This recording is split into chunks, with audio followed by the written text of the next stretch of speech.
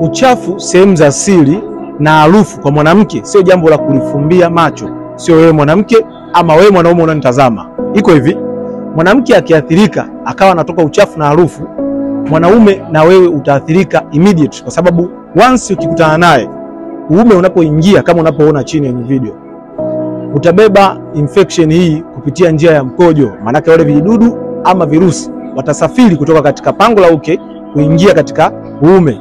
Once wakiingia watainvade kibofu na kwenda mpaka kwenye via vyako vya uzazi kwa ndani kama prostate na tezi nyingine. Tezi mama ya uzazi, prostate, ikishaathirika, mwanaume utaathirika pia. Kwanza utapata dalili za maumivu makali, utapata shida wakati wa kukojoa, kuwashwa na kukereketwa, lakini pia utaanza kutoka discharge.